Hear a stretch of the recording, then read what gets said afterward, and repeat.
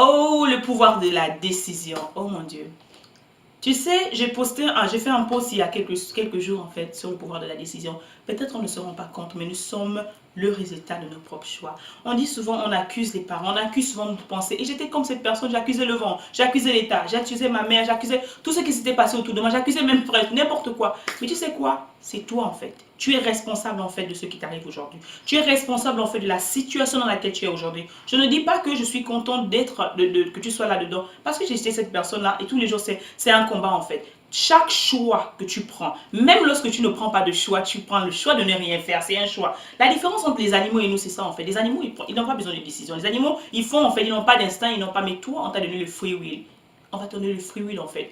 Mais je te dis en fait, généralement dans ce post, je disais en fait, pour prendre des décisions, qu'est-ce qu'il faut? Il faut checker en fait. Est-ce que la décision que tu vas prendre est en alignement en fait avec ton purpose? Est-ce que la décision en fait te rapproche de plus en plus de ta destinée ou la décision t'est loin de ta destinée? Numéro 2, est-ce que le résultat de ce choix en fait va faire en sorte que les gens autour de toi, c'est-à-dire que ta famille, ta femme, tes enfants en fait soient malheureuses? Si cette décision-là fait force que ça apporte le malheur dans ta famille, ne la prends pas.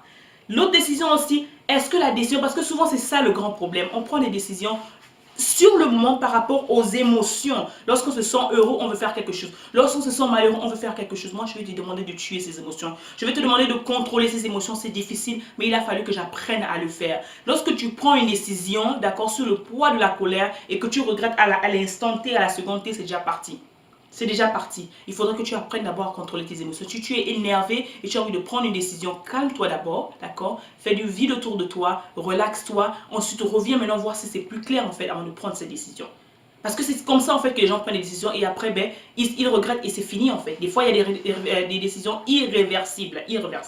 L'autre moyen que tu dois regarder aussi est de demander en fait, est-ce que cette décision en fait, quelles sont les conséquences? Parce que c'est ça en fait. Les choix souvent ont des conséquences. Et on ne se rend pas compte en fait. On se rend compte que lorsqu'on est déjà là sur le fait accompli, il faut d'abord peser le pour et les contre. Et souvent on va et on ne pèse pas. Quel est le prix à payer par rapport à cette décision? Quel est le prix à payer? Qu'est-ce que tu dois? Des fois tu dois laisser tomber des choses. Je te dis, surtout lorsque Dieu veut t'utiliser pour aller à un prochain niveau, il y aura un balayage qui va faire. Si tu ne veux pas faire le balayage, là lui-même il le fera naturellement. Et les choses autour de toi vont se casser parce qu'il faudra que comment dire, que cette personne-là, tu tues ton ego, que tu oublies toutes ces choses que tu aimais en fait, cette matériel. Des moments, il va falloir vendre ta voiture, il va falloir vendre quelque chose, mais pour acheter un matériel par exemple, il y a des sacrifices qu'il va falloir faire. Est-ce que tu es prêt en fait à faire ça? Il y a des décisions en fait. Et chaque choix en fait que tu prends, chaque décision en fait, par rapport à ce libre arbitre que tu possèdes là, aura des conséquences. Il faut peser les conséquences en fait avant de prendre des décisions.